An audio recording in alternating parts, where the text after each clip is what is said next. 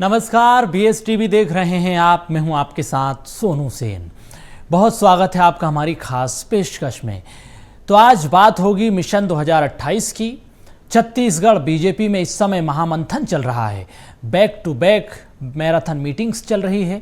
सबसे पहले प्रदेश महामंत्रियों की बड़ी बैठक, उसके बाद प्रदेश पदाधिकारियों की अब बैठक होने जा रही है। कई तरह के सियासी कयास इसको लेकर अब लगने शुरू हो गए हैं। कांग्रेस मान रही है कि बीजेपी में सब कुछ ठीक ठाक नहीं है, जिसके कारण लगातार बैठकों के जरिए सबको साधने की कहीं ना कहीं कोशिश हो रही है। वहीं बीजेपी इन बैठकों को सामान्य बता रही है।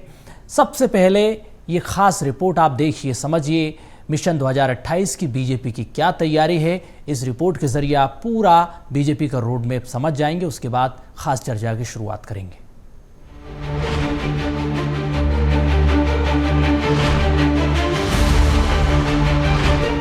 छत्तीसगढ़ भाजपा में इस महीने हाई लेवल बैठकों का महादौर जारी है। पहले प्रदेश महामंत्रियों के मंथन और फिर मुख्यमंत्री निवास में हुई मंत्रियों की मैराथन बैठक ने सियासी पारा चढ़ा दिया है। अब प्रदेश पदाधिकारियों की होने जा रही बड़ी बैठक ने इस हलचल को और तेज कर दिया। लगातार हो रहे इस महामंथन के बाद छत्तीसगढ़ के राजनीतिक गलियारों में सियासी कयासों और बदलावों का बाजार गर्म है। इसे संगठन में बड़े बदलाव, फेरबदल, आगामी रणनीति या फिर किसी बड़े नीतिगत फैसले के संकेत के रूप में देखा जा रहा है। इसी के साथ ये भी माना जा रहा है कि बीजेपी अपने मिशन 2028 के लिए जुट गई है। छत्तीसगढ़ बीजेपी में लगातार हो रही बैठकें। पहले संगठन के पदाधिकारियों ने प्रदेश महामंत्रियों के लिए बैठक, फिर मुख्यमंत्री निवास में मंत्रियों के साथ देर रात तक चली बैठक। अब प्रदेश पदाधिकारियों की 24 जून को बुलाई गई है बैठक। बहुत जल्द बीजेपी विधायकों की बुलाई जा सकती है बैठक। बीजेपी बोली सभी बैठकें सामान्य समय समय पर होती है समीक्षा। कांग्रेस बोली बीजेपी का जनाधार खत्म, इसलिए बैठकों का सिलसिला। छत्तीसगढ़ में बीजेपी भले ही अपनी बैठकों को सामान्य बताए, लेकिन ऐसी बैठकों को लेकर चर्चाएं कभी सामान्य नहीं होती। बीजेपी पदाधिकारी इसे सामान्य रूटीन बैठक बता रहे हैं, लेकिन कांग्रेस का मानना इससे बिल्कुल अलग है। कांग्रेस का कहना है कि ये बैठकें बेलगाम हो चुकी सरकार को ठीक करने के लिए है। देखिए, भारतीय जनता पार्टी का एक संगठनात्मक रूटीन है। हमने तय किया है कि भारतीय जनता पार्टी की जो प्रत्येक महीना प्रदेश के पदाधिकारी बैठक होगी, हर दूसरे महीने में प्रदेश की कोर कमेटी की बैठक होगी और हर तीसरे महीने में हमारे प्रदेश की कार्य समिति होगी। इन सब विषयों पर हम जो है प्रत्येक महीना एक बैठक करते हैं, समीक्षा भी करते हैं और आगामी कार्य योजना बनाते हैं। तो उस दृष्टि से यह बैठक आयोजित होनी है। देखिए, भारतीय जनता पार्टी की अंतरकला बढ़ चुकी है। जिस प्रकार से पहले कोर कमेटी बनी, पहले कौन लोग थे, बाद में किन लोगों को कोर कमेटी में लिया गया, एक अंदर भड़ास चालू हो गई। आपस में लोग लड़ाई लड़ रहे हैं।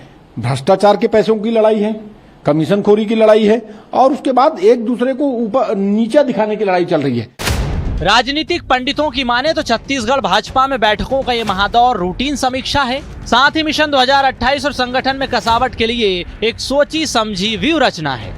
मुख्यमंत्री निवास से लेकर संगठन स्तर तक ये महामंथन संकेत देता है कि भाजपा सत्ता और संगठन के बीच बेहतर समन्वय बनाकर किसी भी तरह की सत्ता विरोधी लहर को पनपने से पहले ही रोकना चाहती है। दूसरी तरफ कांग्रेस इसे सरकार की विफलता और आंतरिक कलह के रूप में प्रसारित कर रही है। मुख्य विपक्षी दल की भूमिका मजबूत करने की कोशिश कर रही है। BSTV के लिए शिवम दुबे की रिपोर्ट। तो पूरी रिपोर्ट को आपने देखा, समझा। मिशन 2028 के बारे में क्या बीजेपी की रणनीति है और इसके जरिए क्या काउंटर नैरेटिव सेट करने की कोशिश की जा रही है, इसी पर खास चर्चा करेंगे। डॉक्टर गंधर पांडे जी हमारे साथ जुड़ चुके हैं, पैनलिस्ट हैं बीजेपी के। अंशुल मिश्रा जी हमारे साथ जुड़ चुके हैं, प्रवक्ता हैं कांग्रेस के। शिशिर रॉय चौधरी साहब हमारे साथ जुड़ चुके हैं, वरिष्ठ पत्रकार हैं। आप तीनों मेहमानों का बहुत स्वागत BSTV पर। पांडे जी, सबसे पहले आपके पास मैं आता हूं।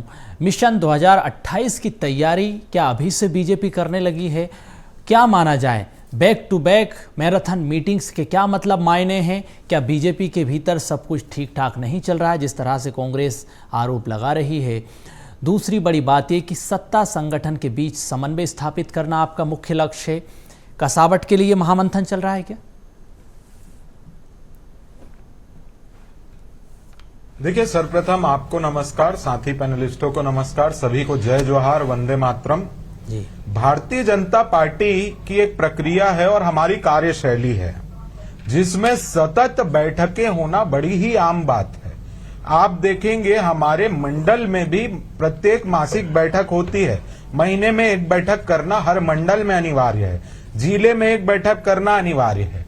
और वर्तमान की स्थिति में आप परिदृश्य में आप देखेंगे तो तारीख के हिसाब से अगर मैं याद दिलाऊं तो 23 जून की तारीख आ रही है।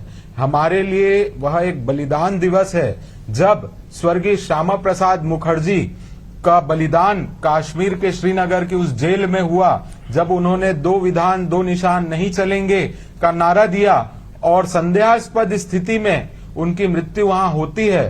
तो वो हमारे लिए, इसको हम सेवा पखवाड़ा के तहत मनाते हैं।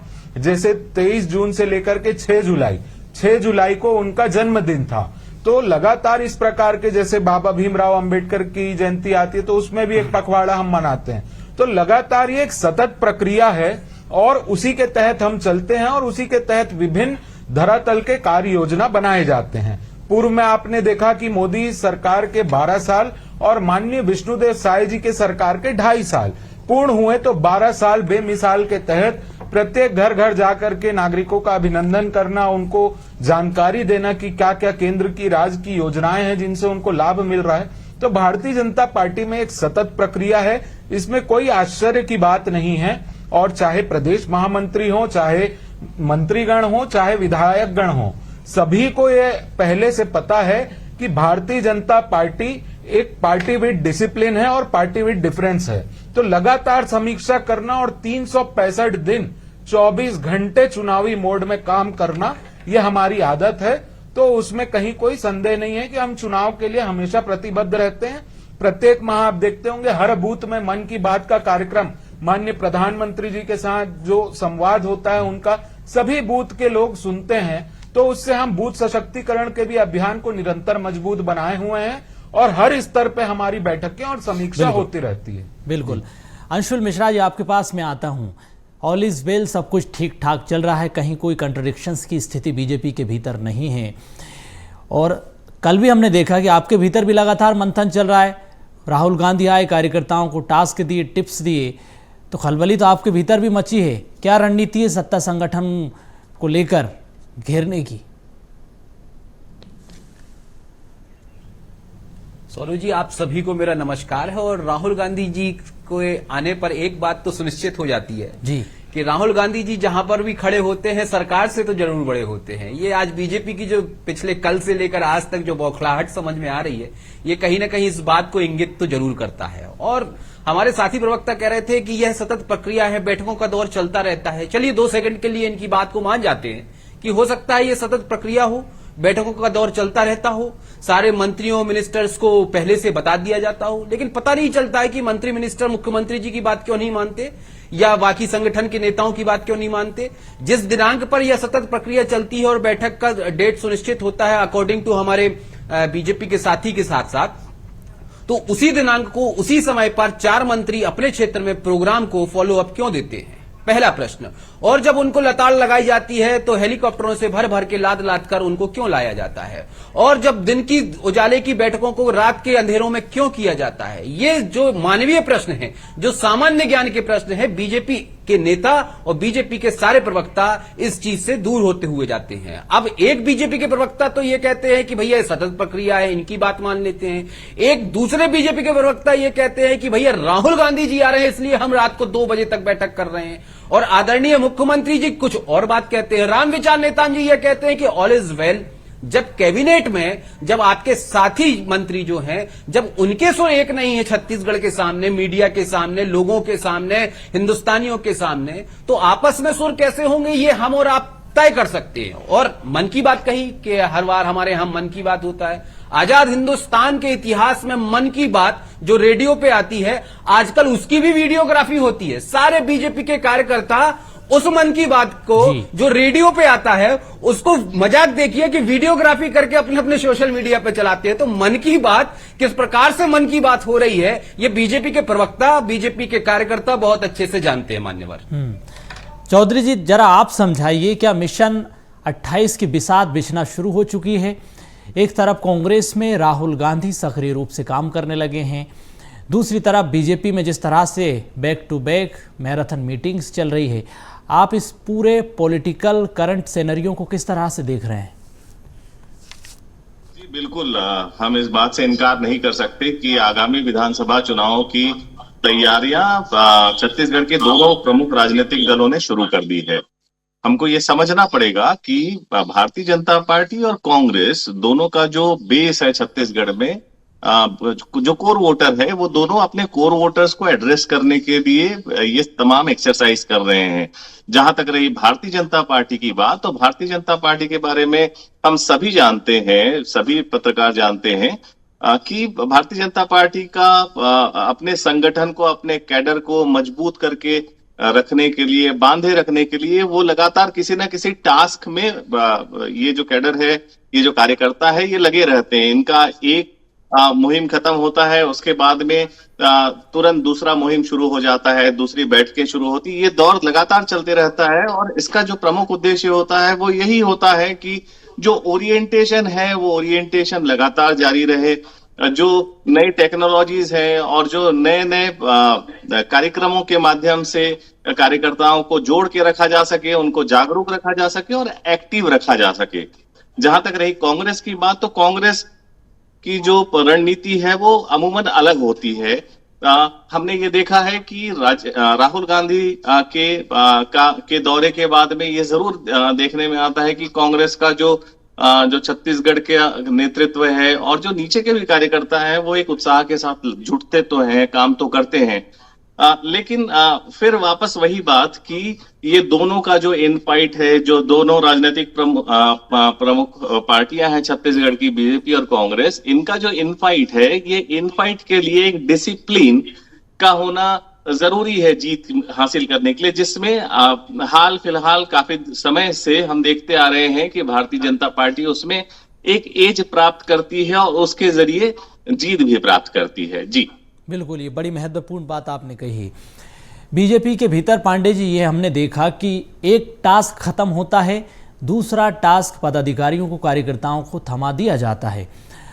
अब आने वाले दिनों में कोई बड़े फेरबदल हम देखने वाले हैं संगठन के भीतर, कोई बड़ा नीतिगत निर्णय आप लेने वाले हैं?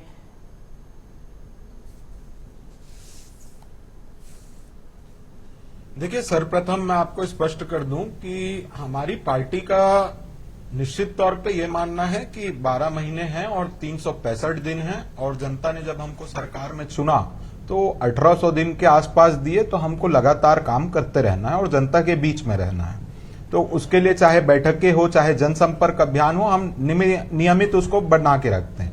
पूर्व में आपने देखा होगा, अभी वर्तमान में दीनदयाल उपाध्याय प्रशिक्षण अभियान चल रहा था, जिसके तहत मंडलों में जिलावार प्रशिक्षण शिविर लगा करके वहां पर आवासीय प्रशिक्षण की सुविधा उसमें कार्यकर्ताओं को और सभी पदाधिकारियों को दी गई थी। और जहां तक रही फेरबदल की बात, तो फेरबदल तो अभी माननीय राष्ट्रीय अध्यक्ष आदरणीय श्री नितिन नबीन जी को अपनी राष्ट्रीय बॉडी घोषित करनी है, तो उसमें वो कैसा चुनाव करते हैं और उसके बाद हमारे शीर्ष नेतृत्व का और छत्तीसगढ़ संगठन के शीर्ष नेतृत्व का क्या निर्णय रहता है, कौन राष्ट्रीय स्तर पे जाता है और उनकी अगर भूमिका वहां पर पद खाली होते हैं तो उनकी जगह जो नियुक्ति करनी है स्वाभाविक रूप से वो होंगी।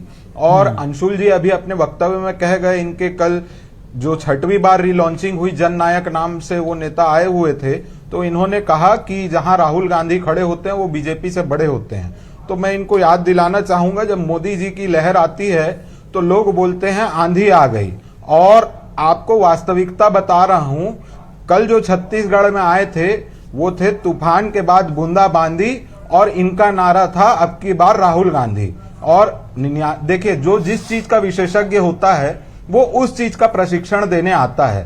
तो भारत के इतिहास में जो नेता प्रतिपक्ष हैं आदरणीय राहुल गांधी जी, उन्होंने जो 99 हार का अपने नाम एक रिकॉर्ड किया है, तो उसके वो विशेषज्ञ हैं। तो वो चुनाव हराओ कोर्स, घोटाला बढ़ाओ कोर्स, 2.5 साल में चंदा बढ़ाओ कोर्स, जल जंगल जमीन में घोटाला करो कोर्स, जैसे आप देखेंगे तो इनका एक नारा था, नरवा गरवा गुड़वा बारी, और नरवा का छत्तीसगढ़ी शब्द है, उसका अर्थ होता है नाली बनाना। तो उसमें भी भ्रष्टाचार किया था इन्होंने 2018 से 2023 के बीच। तो ये हो गया जल, जंगल, हमारे कोयला में किस प्रकार से इन्होंने घोटाला किया वो सर्वविदित है। ईडी ईओडब्ल्यू के रिपोर्ट चिक करके कह रहे हैं।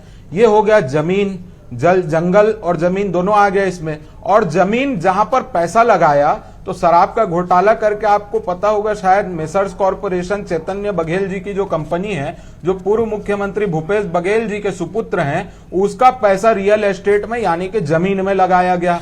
तो जल, जंगल और जमीन को कैसे लूटना है ये सिखाया गया। तो इस प्रकार के, और जहां चुनाव हो तो वहां कैसे ईवीएम का रोना रोए, वोट चोरी का रोना रोए, और अगर कहीं पर कम मार्जिन से हार गए तो ऐसा जश्न मनाओ जाने माने हम ही चुनाव जीत गए वाली स्थिति। तो ये सारी चीजों का प्रशिक्षण इनके यहाँ कल हुआ है और हमारे यहाँ तो लगातार होता है। मेरे ख्याल से इनके यहाँ ये प्रशिक्षण जिला अध्यक्षों का था। उसमें आप लेटर देखेंगे एआईसीसी का तो लिखा है कि शुरुआत के 2 दिन और आखिरी के 2 दिन रहना है और तीसरा दिन है आज। और मैं आपके बीएसटीवी को आग्रह करता हूं 5वें या 6वें दिन जाके देखना, वहां मुश्किल से 2-4 जिला अध्यक्ष मिलेंगे मक्खी मारते हुए। चलो बाकी सब बड़े मिश्रा जी इसको लेकर जवाब देंगे। मिश्रा जी बहुतेरे सवालों की बौछार आप पर कर दी है और राहुल गांधी के दौरे के बाद जो मूल मंत्र देकर गए हैं, टास्क टिप्स देकर गए हैं, कांग्रेस के भीतर आगामी दिनों में हम क्या बदलाव देखेंगे, धरातल पर कैसे कांग्रेस काम करेगी, इसके अलावा पांडे जी के क्वेश्चंस के काउंटर कॉम्प्लीमेंट भी। मैं बिंदुवार तरीके से जवाब देने का प्रयास करता हूं पांडे जी के भी प्रश्नों का और सभी के प्रश्नों का। जी मैं तो धन्यवाद करता हूं राहुल गांधी जी जैसे नेताओं को। अभी तक तो मैं ये सोच रहा था कि सिर्फ सरकार हौचक्का बोचक्का रहती उसको ही नींद नहीं आती, बल्कि युवा प्रवक्ताओं को भी नींद नहीं आती। अगर राहुल गांधी जी का शब्द नहीं आता तो कम मुझे ऐसा लगता है कि बीजेपी के श्रीमुख पर एक शब्द भी नहीं आता। ठीक है, बहुत अच्छी बात है, राहुल गांधी जी के बारे में आपको बोलना चाहिए। इन्होंने कहा कि मोदी जी की जब लहर आती है तो तूफान आते हो, उसी तूफान में सरगुजा के पता नहीं कितने सारे जल, जंगल और जमीन के जंगल जो है वो उड़ जाते हैं। मां के नाम तो एक पेड़ लगाते हैं लेकिन जंगल का जंगल काट जाते हैं और उसके नीचे का जो कोयला है वो अपने मित्र अडानी को दे जाते हैं। सच्चाई तो धरातल की ये है। और इन्होंने एक रिकॉर्ड की बात करी। इन्होंने कहा कि राहुल गांधी जी 99 चुनाव हार चुके, एक बड़ा रिकॉर्ड है। रिकॉर्ड तो कुछ नेताओं के ऊपर भी है सरकार चुनाव हारने का। अटल कुलगुरु अटल बिहारी वाजपेयी जी के ऊपर भी बहुत बड़ा रिकॉर्ड है चुनाव हारने का। अडवाणी जी के ऊपर भी बहुत बड़ा रिकॉर्ड है चुनाव हारने का। जनसंघ के उस वक्त के बहुत बड़े नेता हुआ करते थे, वो स्मृति लोक में हैं, उनके ऊपर तो इस दुनिया का सबसे बड़ा रिकॉर्ड है। लेकिन बखूबी हम उनके विपक्ष में होने के नाते सम्मान करते हैं। ये हमारे संस्कारों की रीति होती है। गंधर्व पांडे जी जैसे नेताओं को उनके एकात्म परिसर में यही सिखाया जाता होता था, ये बोलते होते। लेकिन हम इस प्रकार से बात नहीं करते, उनका विशेष सम्मान करते। हम तो वो है जो अटल बिहारी वाजपेयी जी को विपक्ष में रहते हुए दिल्ली दरबार से लेके अमेरिका तक भेजा करा करते थे और एक दूसरे का सम्मान किया करते थे। ये लोकतंत्र की सुंदर नैतिकता हुआ करती थी। अनैतिक लोकतंत्र कितना फल फूल रहा है ये आपके टीवी में दिख रहा है। अब इन्होंने एक बात और कही थी कि हमारी पार्टी में ना पार्टी विद डिसिप्लिन होता है। सरकार, आप अपने बड़े नेताओं की खुद की तो फोटो नहीं लगाते हो, बड़े नेताओं के चक्कर में अपने विधायकों की तो फोटो नहीं लगाते हो, और अनुशासन की बात हमें सिखा जाते हो। जिनके खुद के घर शीशे के होते हैं प्रिय मित्र, वो दूसरों के घर में ताका झांकी नहीं करते हैं। आपके खुद के यहाँ के विधायक साझा से आते हैं, संघर्ष करके बनते हैं, वो खुद पूरे मीडिया में खड़े होकर रोते हैं कि हमारा तो फोटो ही नहीं लगाया, हमको तो फोटो ही में नहीं रखा योग दिवस के दिन। उसके कुछ दिन पहले की बात करते हैं। गजब का डिसिप्लिन होकर आता है जब नरेंद्र मोदी जी साइंस कॉलेज के मैदान पर एक सभा को संबोधित करते हैं तो पूर्व पीडब्ल्यूडी मिनिस्टर के लिए जगह ही नहीं देते, और जब जगह नहीं देते तो वो बेचारे को अपना तंबू गाड़ कर बैठना पड़ता है। बड़ी संवेदनाएं होती हैं। ठीक है, राजनीति में कोई जीतता है कोई हारता है, लेकिन व्यक्ति के व्यक्तित्व के खिलाफ में खड़े होकर उसको विवेचित करते हुए उसे नीचा दिखाना, यह सिर्फ नरेंद्र मोदी जी को आ सकता है, इनकी बड़ी लीडरशिप को आ सकता है। तो डिसिप्लिन, मैंने कहा कि डिसिप्लिन जो अपने आप में सुधारेगा, क्योंकि महात्मा गांधी जी कहते थे कि पहले मैं खुद में बदलाव करूंगा फिर दूसरों को उपदेश दूंगा। तो पहले खुद में बदलाव कर लेंगे, अगर महात्मा गांधी जी को एक आध शब्द जानते भी होंगे ये लोग, तो फिर दूसरों को उपदेश देंगे। तो मैं समझता हूं जनता के लिए भी बेहतर होगा, क्योंकि सरकार में आप है, कांग्रेस के लिए भी बेहतर होगा, और इस सामाजिक परिदृश्यता से जो हिंदुस्तान है उसके लिए भी अच्छा जी। चौधरी जी, आपके पास मैं आता हूं, क्या कांग्रेस को अपने संगठन में बदलाव की जरूरत है? राहुल गांधी के दौरे के बाद आप इस पूरे पॉलिटिकल सेंटिमेंट को कांग्रेस के भीतर आगामी दिनों में कैसे देखते हैं? सरकार का रिपोर्ट कार्ड तो आप देख ही रहे हैं धरातल पर। जी जरूर। मैं जब कांग्रेस के ही कुछ नेताओं से, कार्यकर्ताओं से बात करता हूं, खास करके जो वरिष्ठ नेता हैं उनसे बात करते हुए ये समझ में आता है कि कांग्रेस के वरिष्ठ नेताओं को कांग्रेस सेवा दल के सक्रिय पहले के जैसे सक्रिय न रह जाने की जो कमी है वो बड़ी खलती है।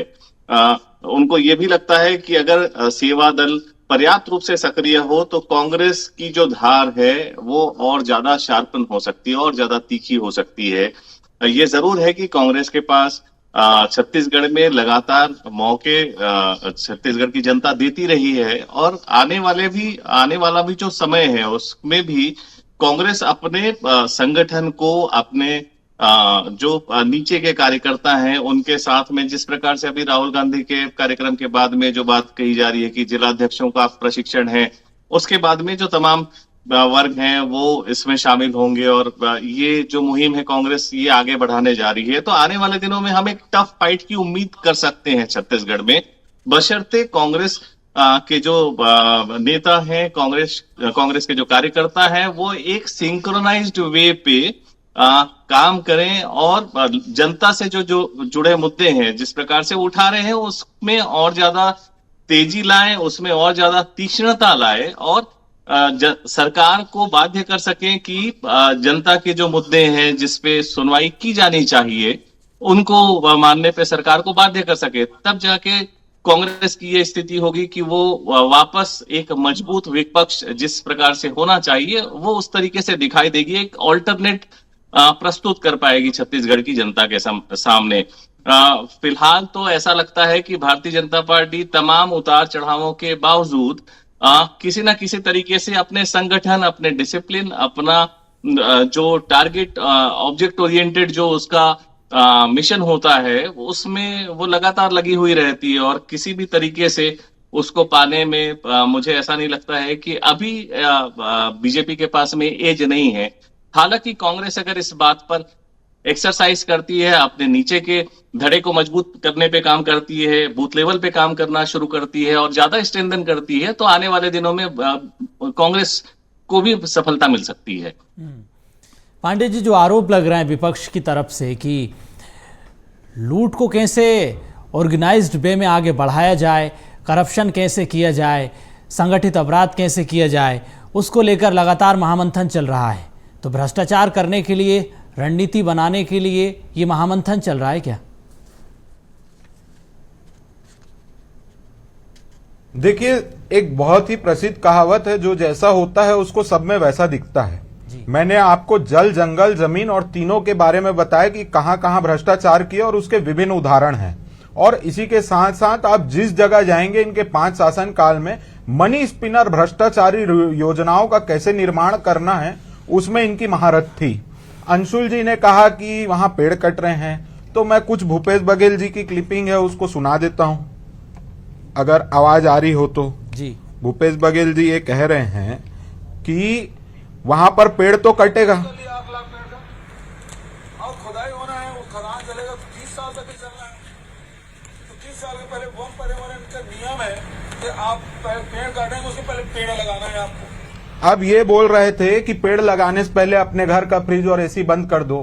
तो एक प्रजाति होती है सांप की जिसको बोला जाता है दोमुहा सांप, क्योंकि वो दोनों तरफ से डसता है। जब ये सत्ता में रहते हैं तो जनता को बोलते हैं अपने घर का फ्रिज एसी बंद कर लो और घड़ियाली आंसू बहाने पहुंच जाते हैं। इन्होंने महात्मा गांधी का जिक्र किया और उनकी विचारधारा पे ये क्या विचार रखते हैं। महात्मा गांधी जी की कल्पना थी कि देश में राम राज्य रहे। महात्मा गांधी जी के अंतिम शब्द थे हे राम। महात्मा गांधी जी भजन गाते थे रघुपति राघव राजा राम। और ये वही कांग्रेस है जिसने कोर्ट में हलफनामा डाल दिया कि राम काल्पनिक है और यहां बैठ करके महात्मा गांधी की बात करते हैं। महात्मा गांधी ने तो कहा था कि अंग्रेजों की बनाई हुई पार्टी है, देश आजाद हो गया, कांग्रेस का मकसद पूरा हो गया, इसको नष्ट कर दो। पर आज तक के वही महात्मा गांधी के नाम चलिए मिश्रा जी 10 सेकंड में जवाब दीजिए। तो ये वास्तविकता है और ये सच्चाई है। जंगल कटाई का खेल तो कांग्रेस के शासन में भी हुआ। क्लोजिंग कॉम्प्लीमेंट है, संक्षेप में उत्तर दीजिएगा। सबसे पहले तो श्री राम भगवान के ऊपर जवाब दूंगा मान्यवर।